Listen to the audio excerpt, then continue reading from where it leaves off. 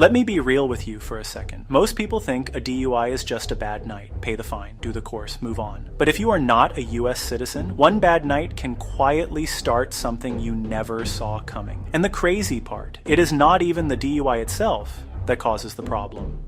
It is what happens after the arrest.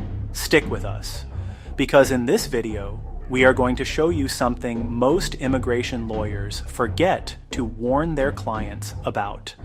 Under current US law, a single, simple DUI for a green card holder is generally not an automatic ticket to deportation. One DUI by itself is generally not going to get you deported. And that is exactly the problem. The moment you are arrested for a DUI, your fingerprints go into a federal database. That database talks directly to the Department of State, and the Department of State has a policy which is confirmed in their own guidance. A DUI arrest is enough to get your visa revoked. Not a conviction, not a guilty plea, not even a court date, just the arrest. You could be sitting at home and quietly an email arrives from the US consulate. Your visa has been revoked. No hearing, no warning. Visarevocation does not cancel your status inside the US. It cancels the visa stamp you need to re-enter. So if you travel and you might not be able to come back in, let's break down how this happens. When you are arrested for a DUI, your prints are taken and uploaded to the FBI's Next Generation Identification System, or NGI. This system is linked to IDENT, used by the Department of Homeland Security.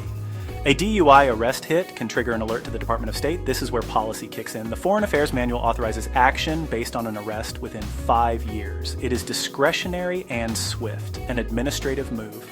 The visa is prudentially revoked. You may not even know it happened until a notification or a trip.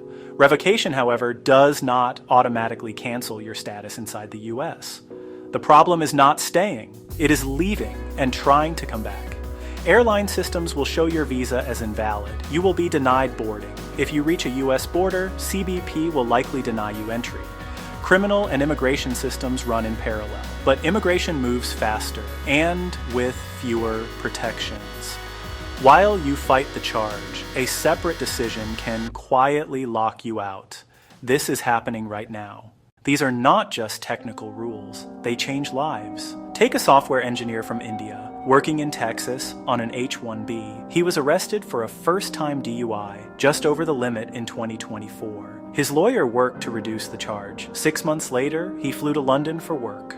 At check-in to return, the airline said his visa was no longer valid. He was stranded. With a pending DUI, his new visa application was denied. He lost his job, his apartment, and access to the life he built.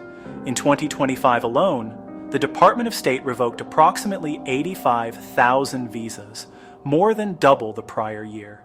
Green card holders are being stopped, questioned, even denied re-entry for DUI histories. Families and employers pay the price. In immigration, the past remains forever in a database. This is the quiet trap. It triggers at the airport, not the courtroom. Now, not all DUIs carry the same immigration risk. Add any of these, and it escalates fast. Drugs, injury to another person, multiple DUIs, driving on a suspended or revoked license. These can move a case from a travel issue into removal proceedings. On June 26, 2025, the House passed the Protect Our Communities from DUIs Act. As of April 2026, it sits in the Senate with White House backing. If it becomes law, any DUI conviction, even a misdemeanor from years ago, could make a non-citizen inadmissible and deportable. Even admitting to a DUI could be used against you. So here is what to do right now. 3 things. 1. Do not travel internationally with any DUI history without speaking to an immigration lawyer. 2. If charged, do not make admissions. Talk to both a criminal lawyer and an immigration lawyer. 3.